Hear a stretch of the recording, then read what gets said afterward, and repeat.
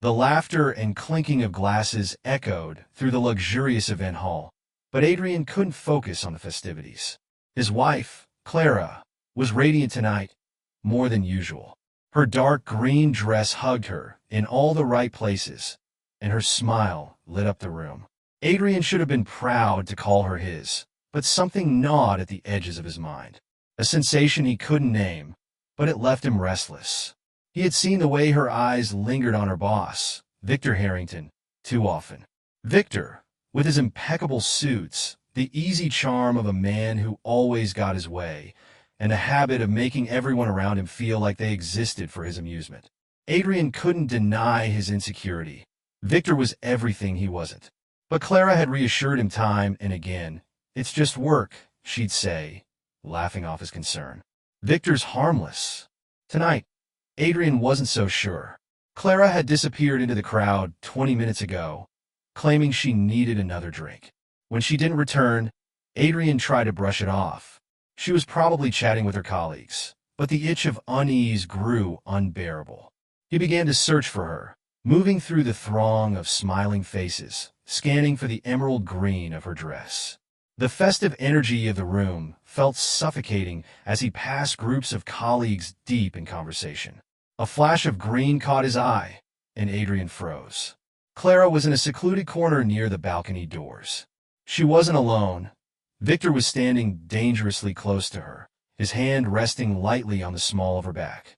They were laughing at something he said. Adrian clenched his fists, feeling his chest tighten. He told himself he was overreacting. Then, as if in slow motion, Victor leaned in and kissed her. Clara didn't pull away. Time stopped. Adrian's vision tunneled as his world collapsed in on itself. He had seen enough. The love of his life, the woman he had trusted with every part of himself, was kissing another man. And worse, it wasn't a fleeting, shocked moment. It was deliberate, as if they were lovers who had done this before. Clara Adrienne's voice thundered across the room before he could stop himself. Her head snapped toward him, her face draining of color.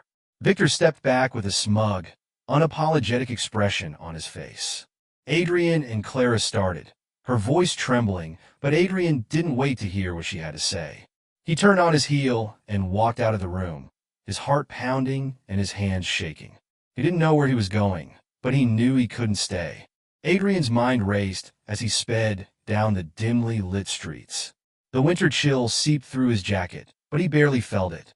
His chest heaved with every breath, a mix of anger, humiliation, and heartbreak swirling inside him. He had to remind himself to keep his eyes on the road. The last thing he needed was another disaster that night.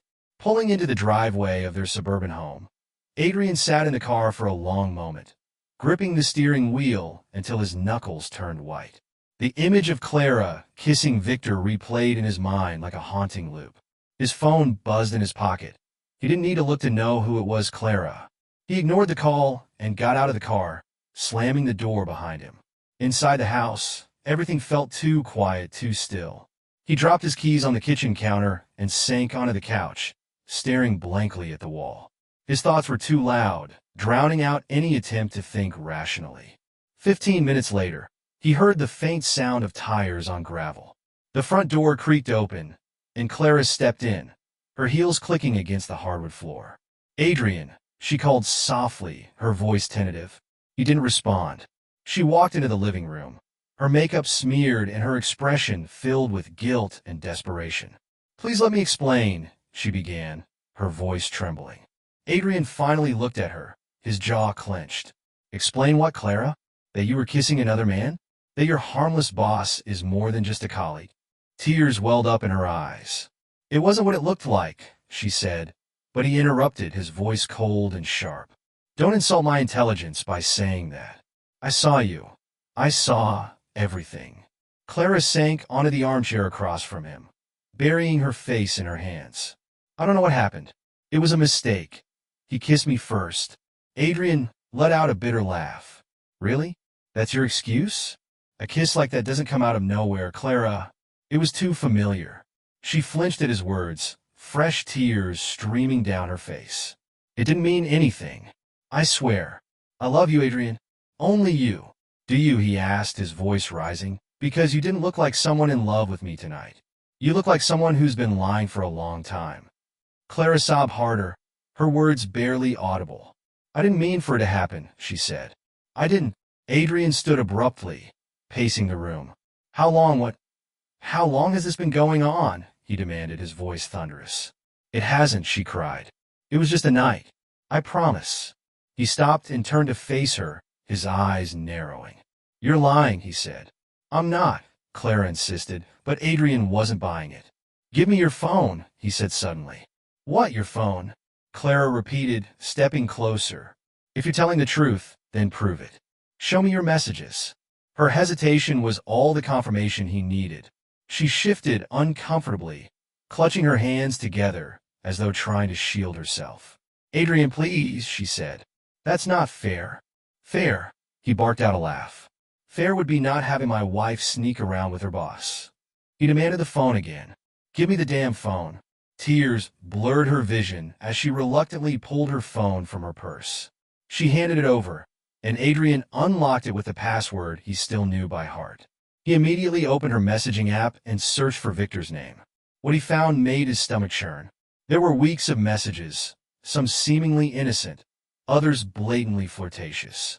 Inside jokes, late-night chats, and subtle confessions filled the screen. Adrian's chest tightened as he scrolled further, finding messages that left no room for doubt. Last night was amazing.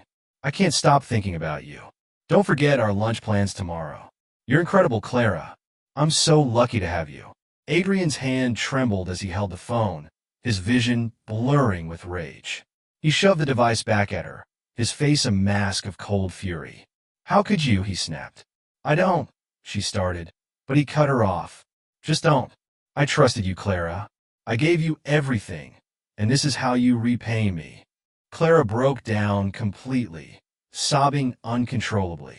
It wasn't supposed to go this far. I was going to end it. I swear. Adrian repeated, his voice dripping with sarcasm. After the next office party, or after he left his wife for you. Her silence spoke volumes. Adrian took a deep breath, trying to steady himself. He couldn't stay in this room with her. You need to leave, he said, his voice firm.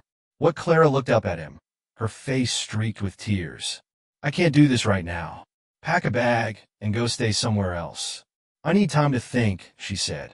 Adrian, please go, he said, his tone leaving no room for argument. Clara hesitated for a moment before nodding, defeated. She stood and walked upstairs, her footsteps heavy. Adrian sat back down on the couch, staring at the phone she had left behind. The pain was unbearable, but beneath it, a new emotion began to rise, something cold, calculating, and unrelenting. Revenge. If Victor Harrington thought he could destroy Adrian's life without consequences, he was about to learn just how wrong he was. Adrian sat alone in the darkened living room, the silence broken only by the faint hum of a refrigerator in the kitchen. He stared at the messages on Clara's phone, his mind swirling with a dangerous mix of rage and resolve.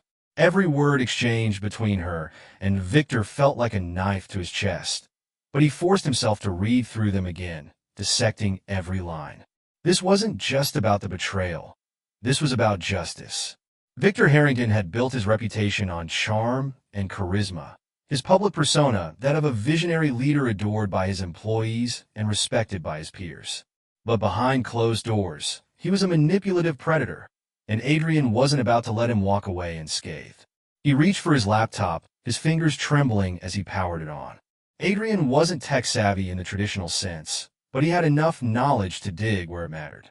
He started with Victor's social media profiles, poring over every post, every tag, photo, and interaction. It didn't take long to find breadcrumbs, clues that Victor had been playing this game with more than just Clara. There were comments from other female employees, some innocuous, others laced with a familiarity that made Adrian's skin crawl. He screenshot everything, cataloging it meticulously. Next, he turned his attention to Victor's professional record. A quick search of public databases revealed contracts, partnerships, and financial reports. Adrian's eyes narrowed as he spotted inconsistencies in Victor's company's expense reports. Trips labeled as business development lined up with photos of him lounging on beaches or dining at high-end restaurants. Victor was not only immoral, he was careless. By the time the sun began to rise, Adrian had compiled a dossier that painted a damning picture of Victor Harrington, a man who used his position of power to exploit others, both professionally and personally. But this was only the beginning. Adrian wasn't interested in a quiet resolution. He wanted to make a statement. Later that morning, Adrian visited his best friend Nick, a journalist with a penchant for uncovering corruption. Nick was one of the few people Adrian trusted implicitly, and he knew this story needed a platform. Nick raised an eyebrow as Adrian walked into his apartment unannounced, a flash drive in hand. "You look like hell, man. What's going on?" Adrian sat down heavily on the couch, tossing the drive onto the coffee table. "I need your help." Nick picked up the drive, studying it curiously. "What's this?" Adrian replied, his tone grim. "Everything you need to ruin a man named Victor Harrington." Nick's eyes narrowed. "Victor Harrington? The everyone's raving about?" Adrian nodded. "Yes, him. He's been having an affair with Clara." Nick's expression darkened. "That bastard. It was worse than that." Adrian continued, leaning forward with his elbows on his knees. "He's using his position to manipulate women at his company. Clara is just one of them. There's evidence in there, messages, photos, financial records. I want the world to know who he really is." Nick hesitated. "This is big, Adrian. Are you sure you want to go public with this? Once it's out there, there's no going back." Adrian met his gaze, his eyes cold and unwavering. "I'm sure. This isn't just about me. It's about everyone he's hurt. He needs to be stopped." Nick nodded slowly, slipping the flash drive into his laptop. "All right, let me dig into this and see what I can do. But you need to prepare yourself, Adrian. This is going to get messy." Adrian gave a humorless laugh. "Messy? My life's already in ruins." "Nick, what's a little more chaos?" The days that followed were a whirlwind of preparation. Nick began drafting an exposé that would not only reveal Victor's affair with Clara, but also expose his pattern of exploitation and unethical behavior. Adrian worked behind the scenes, reaching out to former employees who might be willing to share their stories anonymously. Clara, oblivious to Adrian's plans, continued to text him, her messages growing increasingly desperate. "Adrian, please. I'm so sorry. Can we at least talk? I'll quit my job. I'll do whatever it takes. Just don't give up on us." Adrian read the messages, but didn't respond. He couldn't, not yet. His silence was eating at her, and he knew it, but his focus wasn't on Clara anymore. It was on Victor, the man who had shattered his marriage. A week later, the article went live. The headline was brutal. "Victor Harrington, exposed the dark secrets of a corporate icon." Nick's article detailed everything. Victor's affair with Clara, the other women he had manipulated, and the suspicious financial activities that hinted at embezzlement. The piece was accompanied by screenshots of messages, photos, and testimonies from anonymous sources. It spread like wildfire. Victor's pristine reputation crumbled overnight. Social media was ablaze with outrage, and news outlets picked up the story, each one adding fuel to the fire. Victor was forced to issue a public statement denying the allegations, but the evidence was overwhelming. Adrian watched the fallout from the sidelines, a grim satisfaction settling in his chest. But he wasn't done yet. The second phase of Adrian's plan was more personal. He knew Victor prided himself on his spotless image, but Adrian wanted to hit him where it hurt the most, his ego. Victor had built his empire on charm, and Adrian was determined to dismantle it. He reached out to investors, board members, and key stakeholders in Victor's company, sharing the article and additional evidence privately. One by one, Victor's allies began to distance themselves, afraid of being associated with the scandal. By the time Victor realized what was happening, it was too late. His company's stock plummeted, and his board of directors convened an emergency meeting. 2 weeks later, Victor was forced to resign. Adrian smiled grimly as he read the headline. "Victor Harrington steps down amid scandal." Meanwhile, Clara tried to salvage what remained of her life. She had resigned from her position at Victor's company, unable to face the judgment of her colleagues. She reached out to Adrian again, pleading for a chance to fix their marriage. Adrian finally agreed to meet her, But his decision was already made. Sitting across from her in the same living room where their marriage had unraveled, Adrian spoke with a calmness that masked the storm within him. Clara, I've thought long and hard about this, and I've realized something. I deserve better, better than the lies, the betrayal, and the pain you've caused me. Clara sobbed, her words tumbling out in desperation. I know I hurt you, Adrian, but I love you. I'll do anything to make it right. He shook his head, standing to leave. Sometimes love isn't enough, Clara. You made your choices, and now I'm making mine. Goodbye. As he walked out the door, Adrian felt an unexpected sense of peace for the first time in months. The weight of betrayal lifted from his shoulders. He wasn't just surviving anymore. He was taking back control of his life.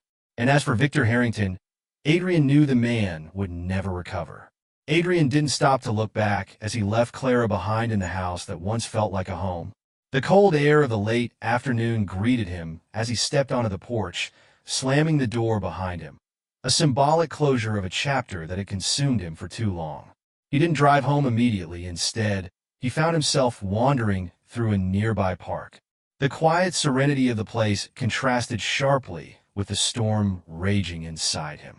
For months, Adrian had been a victim of betrayal, drowning in heartbreak and anger. But now he felt something he hadn't felt in a long time, a strange, tentative sense of freedom. The revenge he had orchestrated against Victor was not just about exposing him. It was about reclaiming his power, reminding himself that he was not weak or disposable. Came with its own weight. Adrian spent the next few weeks piecing his life back together. He moved out of the house he had shared with Clara, unable to bear the ghosts that lingered in every corner. He found a modest apartment on the other side of town, a fresh start in a space that was entirely his own. The first few nights were strange, the silence almost deafening, but slowly, the emptiness began to feel like an opportunity rather than a punishment. Clara's messages slowed to a trickle and eventually stopped altogether. Adrian imagined she had finally accepted the reality of their separation. Still, he couldn't shake the image of her tear-streaked face as she begged him to give their marriage another chance. A part of him, a small, stubborn part, still clung to the love they had once shared, but it was a love built on illusions, and Adrian knew he deserved something real. Victor Harrington's downfall continued to snowball weeks after he resigned from his company. The financial discrepancies Adrian had uncovered became the subject of a federal investigation. News outlets reported on allegations of fraud, misuse of company funds, and ethical violations. Victor's name became synonymous with scandal, his once admired legacy reduced to ashes. Adrian followed the news with a mixture of satisfaction and detachment. He had set the wheels in motion, but the machine of public accountability had taken over. Victor was finished, and Adrian no longer needed to concern himself with the man. Instead, Adrian turned his attention inward. Therapy became a cornerstone of his healing process. At first, he resisted the idea, dismissing it as unnecessary, but a close friend, Maya, convinced him to give it a try. Adrian, she said during one of their conversations over coffee, you've been through hell. You can't carry all of this on your own. It's okay to ask for help. He reluctantly agreed, and though the first few sessions were uncomfortable, he began to see the value in unpacking his pain. His therapist, Dr. Patel, had a calm and reassuring presence. Her questions cut through the fog in his mind like a beacon. Tell me about the anger, she said during one session. Her tone was gentle but firm. You've mentioned it often, but where do you think it truly comes from? Adrian hesitated, his hands fidgeting with the edge of the couch cushion. I guess I feel like I wasn't enough for Clara, for our marriage, and Victor just swooped in and took everything I thought was mine. It's infuriating. Dr. Patel nodded. It sounds like you've tied a lot of your self-worth to your role as a husband. But Adrian, let me ask you this. If Clara hadn't betrayed you, would you have felt whole?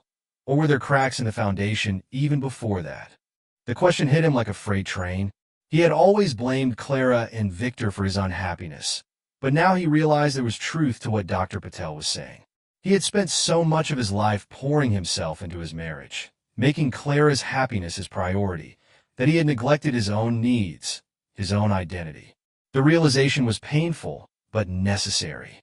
Months passed, and Adrian began to rediscover himself. He threw himself into hobbies he had long abandoned: photography, hiking, even cooking. He reconnected with old friends, building a support network that reminded him he wasn't alone. One evening, as he stood on a hill overlooking the city skyline, camera in hand, he felt a rare sense of contentment. The pain of the past still lingered, but it no longer defined him. He had survived. Then one day, life surprised him. Adrian met Sophie at a local charity event organized by a friend. She was warm, intelligent, and refreshingly direct, a stark contrast to the guarded world he had inhabited for so long. They started talking over drinks, their conversation flowing effortlessly. Sophie worked as an architect, her passion for design evident in the way her eyes lit up when she spoke about her projects. Adrian found himself captivated, not just by her beauty, but by her authenticity. She was unpretentious, unapologetically herself, and it was a breath of fresh air. Over the next few weeks, they exchanged messages, met for coffee, and gradually grew closer. Adrian was cautious, afraid of repeating the mistakes of the past, but Sophie's honesty and kindness slowly chipped away at his walls. One evening, as they walked through the park where Adrian often found solace, Sophie stopped and turned to him, her expression serious. "You're holding back," she said softly. "I can tell you've been hurt, Adrian, but if this is going to go anywhere, I need you to trust me." Adrian hesitated, his heart pounding. He had spent so much time guarding himself, afraid of being vulnerable again. But as he looked into Sophie's eyes, he realized she wasn't asking for perfection. She was asking for honesty. So, he told her everything: the betrayal, the revenge, the pain that had nearly consumed him.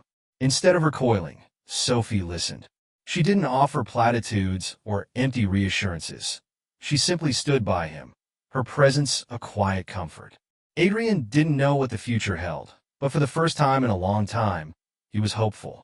He had learned that life wasn't about avoiding pain, but about finding the strength to rise after being broken. And as he walked hand in hand with Sophie, he realized that perhaps love wasn't about perfection or fairy tales. It was about choosing to show up, scars and all, and daring to hope again.